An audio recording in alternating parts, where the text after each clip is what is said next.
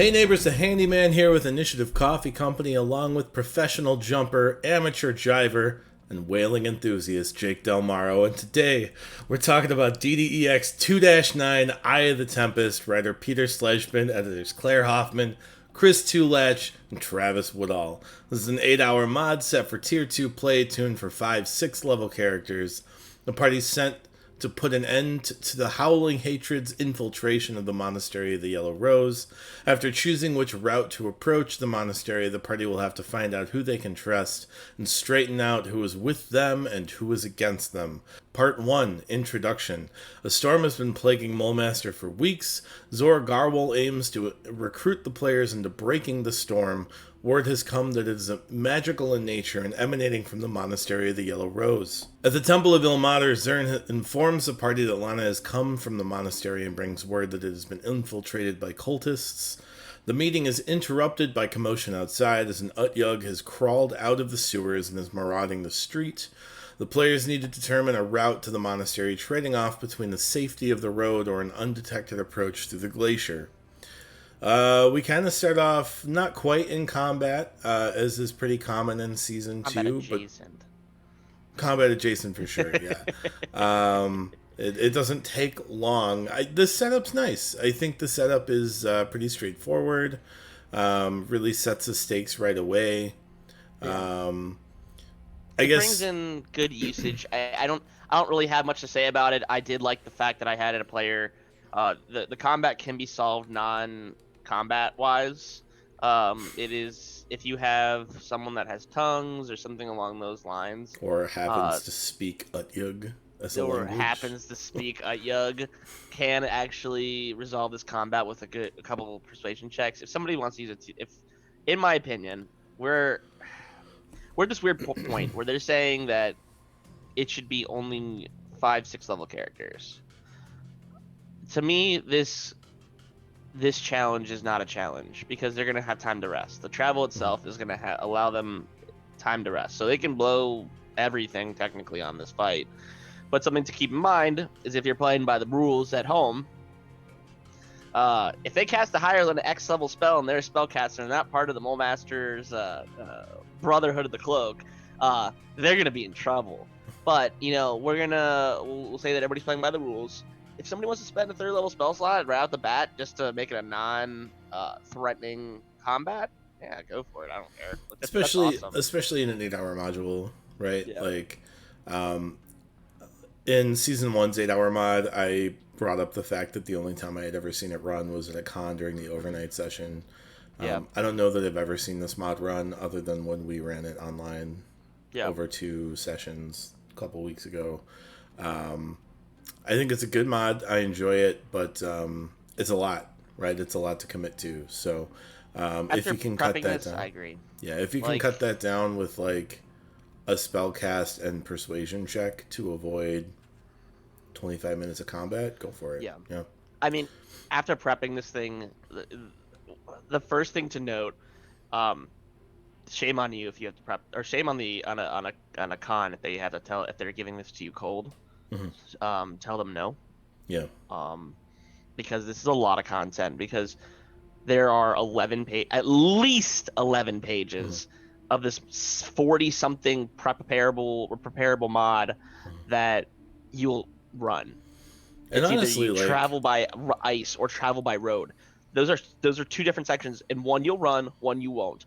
And that to me is like even knowing my party, I knew you guys they were gonna travel by ice, but I had the other side prepped for that just in case. Yeah.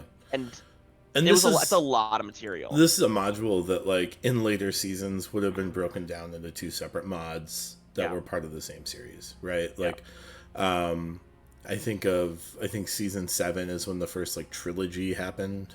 Yeah. I don't know that this is a trilogy, but it's definitely 2 4-hour mods. Yeah. And there's a clear split here that would be an obvious place to split. It's nice because you're like, I found, like, when I was talking to my players about it, I said there's going to be a very natural break. Either we're going to be done really early, which, honestly, if you look at the 2 different things, traveling by road is way, way, way shorter than traveling by ice. And we'll get to that. There's just more role playing in the road versus the ice, where there's more combat. So, Sure. I guess like if your players are really engaged role players, it could take as long. But I just don't see combat being less time intensive than role playing kind of ever. So, yeah, I'm not sure.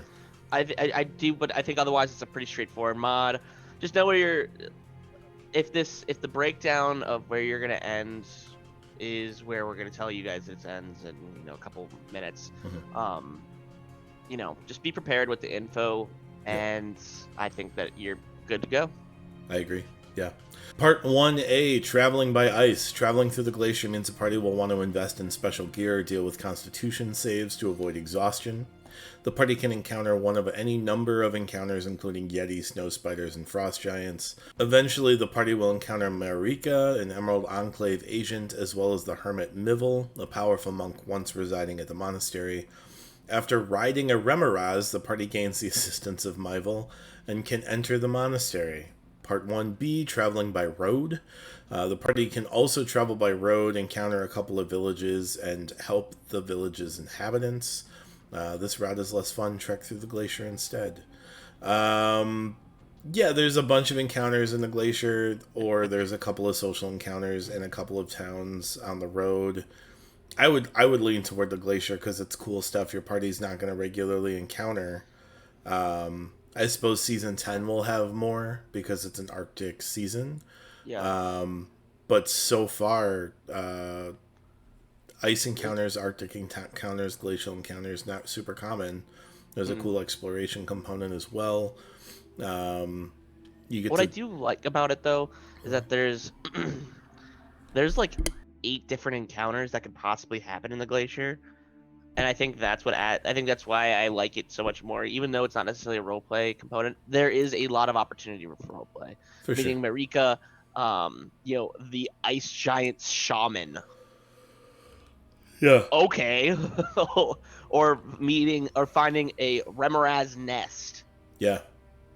Or just finding an ice giant patrol that like don't actually mean you harm. They're kind of just like there for play. They're like it's odd to see it's odd to see frost giants who don't just want to squish you and eat you. So yeah, they're just like they're kind of like it's whatever, no big deal. And then like when you kill one, they're even like you attack them afterwards. They'll be like, we get it, you're upset, but like chill out, and like we'll let you stay here. It's not a big deal. And then I had one player as soon as I said the words Remoraz riding. He's like, I want it. I want it. Sure. I want it. And like, what a weird, awesome kind of experience for a player. In like, I got to ride a Remoraz today, right? Like, yeah, that's like I bizarre and a Remoraz delightful kind of thing. Yeah, it was, and that's. I think that to me is a lot more interesting. And you're absolutely right. In season 10, we're gonna see a lot more of the ice encounters, Yetis and all that fun jazz. But like, we don't. There's only a handful of mods that actually ever explore. I guess a couple in season terrain. 5. And there's some CCCs with Holberg included too. So like, but they're always like, you don't get to spend this much time because you're traveling like over 100 miles through Mulmaster, the Moon Sea, to the glacier, to this thing. Like you're spending a significant amount of time. Also, the other thing I really love about doing glacier encounters is typically it opens up the opportunity to get special gear that you don't normally otherwise get. Yeah. Who doesn't want to get snow goggles? Right. Or snow boots and stuff like that. Right. And the nice part about it is they don't specifically say it in the PHB, but they actually give a pricing out for these mods. So there's very few of them out there that actually allow you to pick up a legit set of. And it kind of breaks down like because you can get like cold weather gear in the PHB, but it definitely breaks down like what that gear is in this mod in an interesting way, and kind of gives you some knowledge that way. Which crampons, is cool. You can get snow goggles, skis, poles, and snowshoes, and it's that's cool. You've given me all this stuff, and actually, I'm gonna go one step further. I love our group very much because we have people that are a little bit newer to D&D, and when they find something they want to do, they run with it. Yeah. And like for instance, we had an instance where it was like, "Can I get an elephant?" Yeah. sure, why not? Yeah, I And guess. he got all the necessary barding, his Mhm. food, he got all his stuff. He thought, these elephants are gonna be, a little bit more hardy to the conditions. Sure. Though I don't know how I felt about them walking across these unstable platforms, but we made necessary checks Yeah. to make it happen, Yeah. and he loved it. Yeah. And He had a great time. do I think we all not, did. yeah, it's like do not. I'm not gonna hamper somebody's fun, because like that to me is me not being a good DM, Sure. and I Yeah. would rather be inclusive of fun than exclusive of fun. Yeah. New players always surprise me with the kind of approach they bring to D&D because they're not like jaded with prior knowledge of how Yeah. to exploit things, and that was definitely in line with that. Um, just wrapping up the trek. The road, the idea of the road is like you don't have these random encounters, but there's a chance the cultists will see you coming. The benefit of the glacier is, narratively, is that like it's a stealthed approach and like the cultists don't know you're coming. Yeah. In terms of like player input, the combats are much more interesting. I guess there's a few NPCs that could be interesting if you come up the road, but I don't know. I just don't think it really makes up for, riding a Remoraz and like these weird giant encounters and You like can a pair of get in a grizzly weird bears. situation where you can. Polar bears. I hate using this. Bait your table into killing a bunch of people Yeah. in the mine, where you say, "Hey, look, there's here it looks like there's a water flow that's been messed up," and they destroy a dam and they can kill all the survivors. I guess they're no longer survivors, and No. I don't like the idea of that happening, and I also Sure. think that it's a little muddy. With this camp that exists, Daru's mine, I think it's a little muddy in the sense. Well, I guess that would be after a water thing, but at the same time, I'm not like convinced that it's like, as you said, I'm not convinced that it's like a better situation than going onto the glacier itself. Like, Yeah, for sure. no, I don't think. I mean, they even say explicitly in the beginning where it's like, well, there's like 180% chance they're gonna see you. Like, Mhm. there's literally a storm that's like 500 miles wide. Like, there's no reason people should be going down this road past X point, Mhm. and the cultists will know you're coming, and Yeah. that alters what happens Sure. in the in parts 2 and 3. Yep. Part 2. Calm before the storm. Once the party arrives at the monastery, an investigation begins. They will have to determine the cause of the storm and find which monks are cultists. The cultists have to choose an order to pose as, either Chisel, Rose, or Scroll. Once chosen, the party can engage in a number of encounters to try to gather some information, including the guest house, the library, the Temple of Ilmater, the winery and storage, the Medica, and the crypts. Additionally, the Tower of the Winds is present, but locked from the inside. After the party gathers enough evidence, they can get an audience with the Grand Master of Flowers, Periwinkle. Before we get going into part 2, I guess like the obvious break point, if you're going to split this mod, is at the end of part 1, right? Yeah. So if you're going to split this up into 2 sessions, arriving at the monastery is probably the end of part 1. Part 2 starts the second session. How did you feel about it after playing through it, and then reading it? How did you feel about this part of the mod in part 2 specifically? I felt good about it. I think like posing as an order becomes a little bit irrelevant. I don't think it really played in as much as the page space warrant. Like, it didn't warrant the page space, right? Yeah. Aside from that, like, season 2 is full of investigations. Like, almost every mod has some kind of investigation. Yeah. Some are better, some are worse. I think this is good. I don't think this is as good as the one that includes like a flying machine and the hunt for Little Wing, which was kind of the high point Will of the Doyle's. season for me. The Will Doyle mod. But I would say it's closer to that than the kind of like scavenger hunt mods that like drove me crazy in season 1, right? In terms of like playthrough, I think there's enough clues kind of everywhere. You don't have to go to every location to figure out the information. There's like at least you can make checks to get enough information in any one of these locations if you can successfully make the checks. And the other locations kind of show up as a backstop if you failed those checks to try again, right? Yeah. And I like that because it means that like, you know, you're One not failure is going not going to cost you the entire mod. right, and you're not going to the guest house only to find out you have to go to the library, only to find out you have to go to the temple, only to find out you have to go to the crypts. You know, like that kind of aspect isn't there. It feels like an organic kind of investigation style thing where you are compiling clues from different locations to come to a conclusion. Yeah.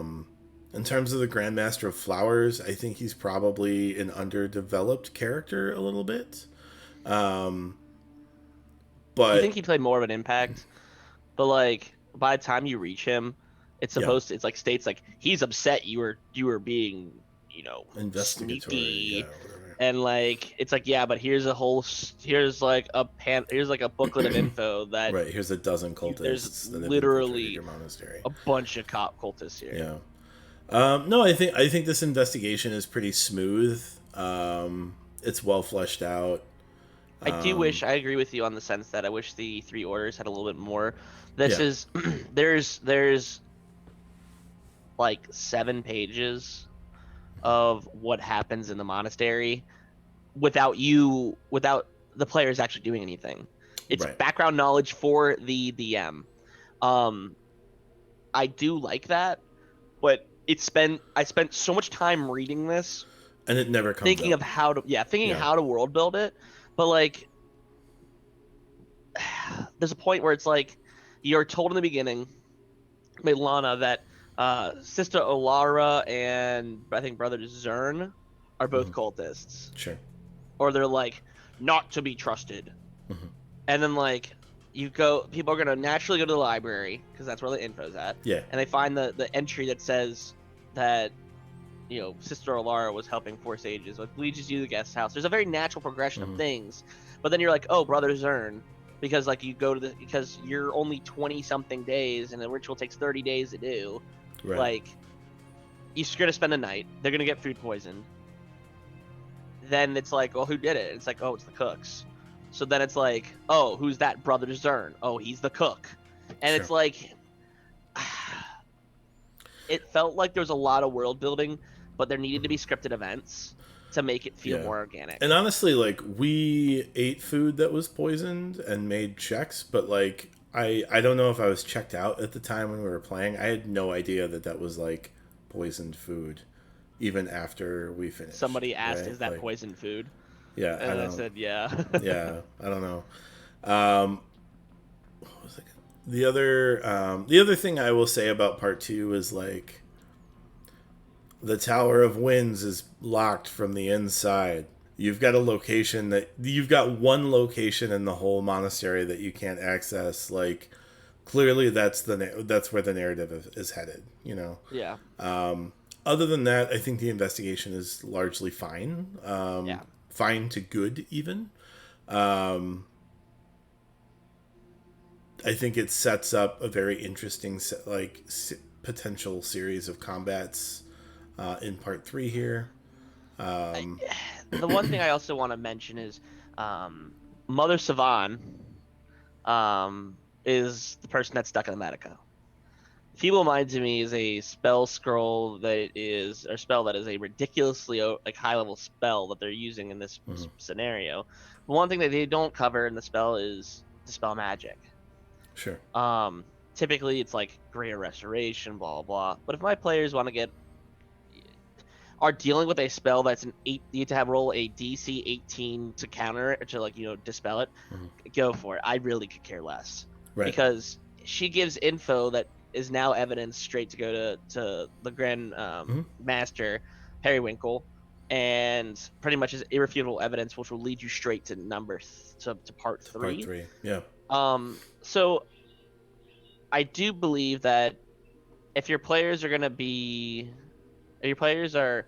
thinking outside the box on a consistent basis. Don't don't give them the short end of the stick. Just like let them be creative. I mean, they're in a situation where you're world building as best you can, but like this is one of those natural progression events where it's like, don't be a jerk DM. It's Even also if a you want to long play by the mod. books. Like, if they go to the Pinnacle and can get that information early on, like, they've already been at it potentially for 4 hours, right? So, like, Yeah. I'm fine with shortening an 8-hour mod if it's done in organic ways. Like, Yeah. that doesn't seem to be a problem for me.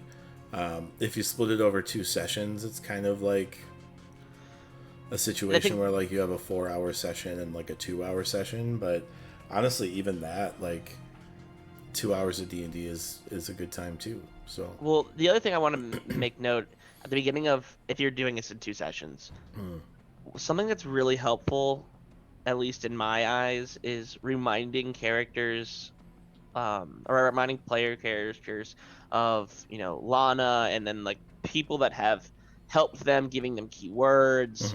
Just do that. I mean, I feel like anyone would, because it's like, oh, who was that person again? yeah. And it's like, it just gives a little bit more direction when you restart that session, because I've always had trouble with 8-hour mods when split over 2 sessions, because it's like people need like a little bit of time to get back in it. Right. But like the action starts right, like I don't say fight, because we only fought in session 1 with the traveling and then the end, because they make it clear in part 2 where it's like the cultists are not proficient at combat. Like, Right. they would prefer not to expose themselves if possible. They'll do it through subterfuge, but like, there's no reason for 3 cultists to go, "Oh, I'm gonna get you." Right. And Yeah. cool. Fireball. Yeah. All in all, part 2 is solid. It's fun. I guess it's fun. I wish I would have given a little bit more to Periwinkle and a little bit more to the Orders, but other than that, it's a good section. Yep. Part 3, Eye of the Storm. A dark ritual is occurring on the roof of the Tower of the Winds. The characters need to make it up to the top of the tower, either from the inside or through other means. Inside offers several traps for the players to contend with. Outside typically offers small encounters with mephits at various balconies all the way up the tower. The pinnacle of the tower offers the players a challenging encounter with grenadiers, sky reavers, and other cultists' elemental anchors. This encounter is timed in rounds and has various outcomes depending on the player's speed in dealing with the cultists.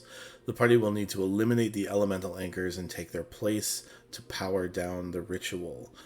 Kind of a chaotic combat on top. I guess getting there, it's traps or combat, right? It's exploration or minimal mephit encounters, which are designed to absorb resources. Well, I think that needs to go further. It's supposed to take 22 rounds for you to get so I made adjustments in my game, because my party is very proficient in doing stuff, and I thought it was going to be tougher. Sure. But it wasn't, because someone was a gargoyle. Well, And, things happen. I'm not going to fault them for it. So when you open the door downstairs, your 22-round time limit begins.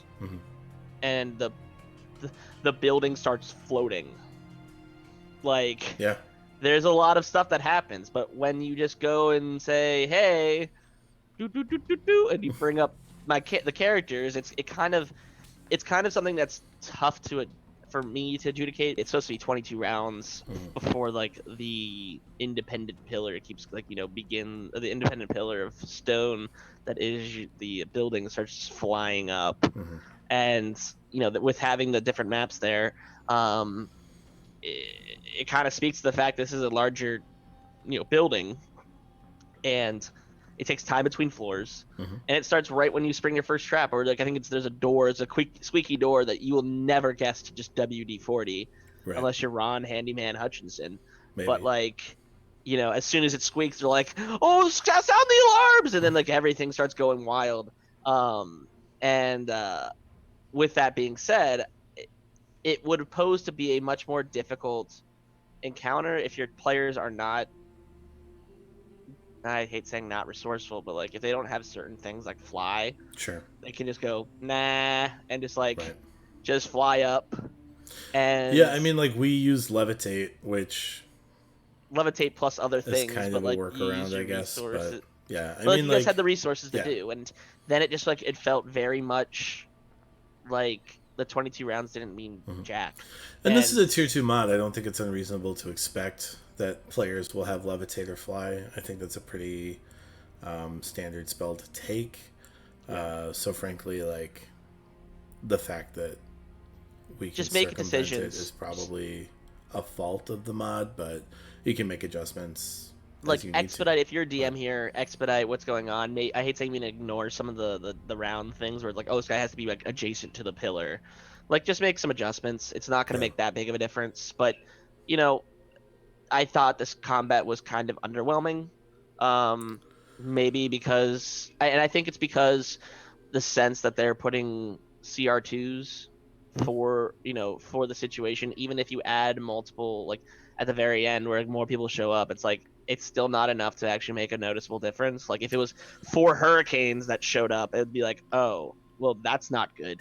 yeah, But it's like you have basic air genasi just sitting there going like, I'm a hurricane, and you're like, cool. yeah. And like at some point, a lot more people show up. But if you have a wizard, like, it's not enough to make it problematic. Or like a No. cleric with spirit guardians. Yeah, I think probably the final combat's a little undertuned. Um, Definitely after I spent X amount of hours world crafting, and then Yeah, it it's just like, doesn't feel climactic, right? It feels no. kind of like I don't want to say a letdown, but like kind of a letdown. After 8 hours of combat or 8 hours of whatever, the funniest Yeah. part I think I that I liked about it was a guy or Bloodwing, um, the guy with the fancy wingsuit, like he's supposed to live in the next mod, but either way, he starts getting away, and I had a wonderful character who was not thrilled with that, It doesn't and account for like ranged attack. yeah, Like range he attacks. gets There's no away, way he can get away. except there's 3 guiding bolts and a crossbow in this party. Like he's Yeah, not getting away. Like and let me tell you, the funniest part of it being that he was still flying in his wingsuit when he died, and my party about lost their pants about it. But then what happened was they realized that the body was floating because it had caught a gust of wind, and it was just a floating dead body in yeah, the air, which in and of itself was a comic relief standpoint because it was sure, like, ha, this body's gonna be flying for the next like right. It's probably gonna show three up in hours. Flan 3 days from now. Yeah. Like, Yeah, I think like those light aspects are fun. I'd say you could probably tune up some of the combat. I mean, AL is frowns upon changing CRs of things, but I a mean, little. it's changing CRs, but like, I mean, when things just don't feel adequate, but Yeah, that's because you guys, like, my party didn't have the 4 encounters below, or like, yeah, however many encounters below, so they were sure. all juiced up, going like, let's fight. Yeah, a little bit that. I mean, we also didn't have a wizard, so like, or a major arcane spellcaster, so like, There's only I so much think. tuning upwards you can go Yeah, before I it mean, like, and becomes like like, an how action do you, economy game. and there's no way to like test that before you throw it out there, so it's a Yeah, little bit tough. I would say like the kind of puzzle aspect to this encounter is cool. Having to like take the place of the anchors. Um, Either it's kind of way, unclear though, like it is and it the isn't. turning Like it if down. like how to tune it down is unclear. But the fact that you need to, the interesting thing is like you have to be successful enough in the investigations to Yeah, find out like, oh, this is going to be unstable unless we take their place. The yeah. problem that we had was there were only 3 of us and there's 4 anchors. So like, if that comes up, you're going to have to come up with a solution on the fly. Hey, Mr. Fortunately, Monk down there, Vilmani, do right, you just want to take over somebody's problems? Sure, come right. on up. Fortunately, one of us had like A rock elemental a that's tuned to stone, it. an earth elemental summoning stone that they used. But if you've got a small party like that, it's going to be tricky. If your party isn't attuned, they'll eventually start taking damage from the lightning tower anyways. So one way or another, lightning damage is going out to everybody. They just kind of have to heal through it. Yeah. I don't know. Like, I wish I had a more exciting opinion of this final encounter. I think all of the aspects are cool, right? Like, I think everything is a cool ad. The anchors are a cool notion. Yeah. The grenadiers are neat. The problem is when you throw them together, I don't know that they have. There's not a real expectation that they're going to give any challenge to an upper tier 2 party, right? Like level 5, sure. That's really because like 8, of resources 9, being gone, but like that's true. Even then, a fireball would arguably handle it. Yeah. I don't know. Any other final things on 2-9, Jake? It sounds like a lot of stuff we said are negative about this mod. Or it's not a bad mod. I don't mind the mod at all. It's a lot of fun. The mod. I think that if you like, I think that this is a fun investigation. Minus the 30 names that are out there. I wish there was a little bit more scripted sequences, and not because I just love scripted sequences, but also that too. Mm-hmm. But like, I wish there was a little bit more to make it feel like you were like you caught somebody nefarious, or like, I don't know, a little bit more dramatic, because it was like, well, I guess we're gonna go to the one place that is locked. Mm-hmm.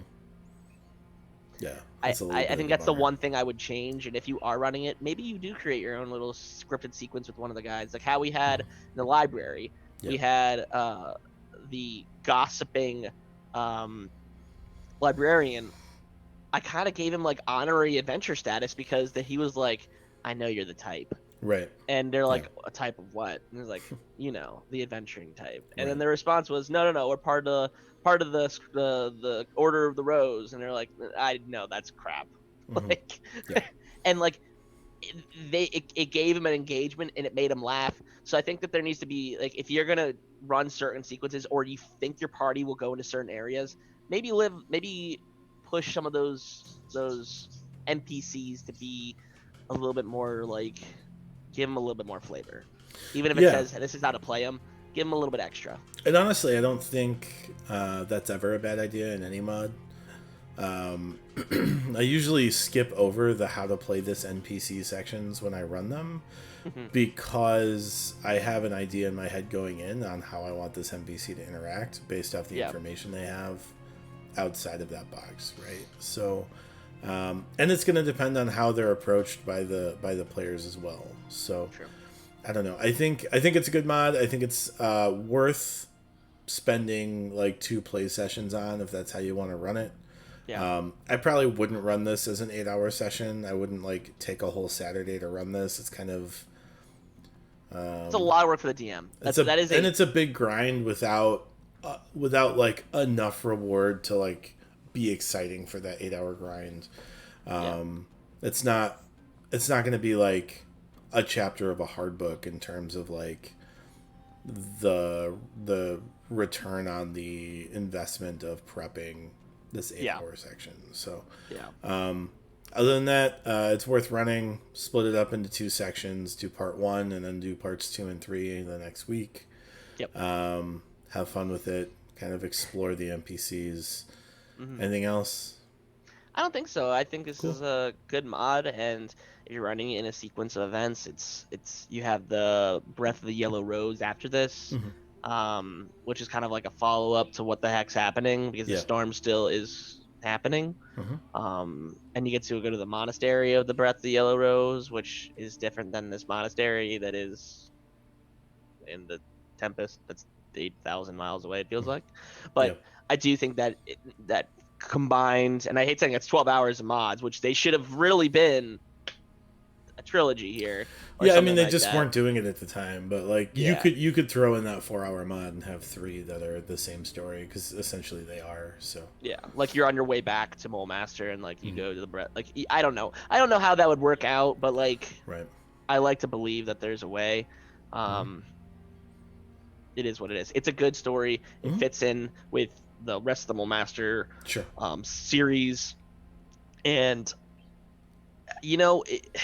though it's a little bit let down with some of these bad guys, it gives the characters an idea of how strong these cultists can be. Mm-hmm.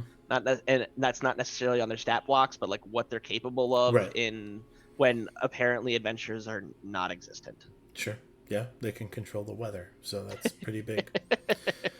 Anyway, so there it is, DDEX-02-09, Eye of the Tempest. Thank you so much for listening to some advice to streamline it and run it at your tables. Be a good neighbor, give us a thumbs up and subscribe. Find us on Twitter, Instagram, Facebook, and Patreon. And from now until the next time, roll together.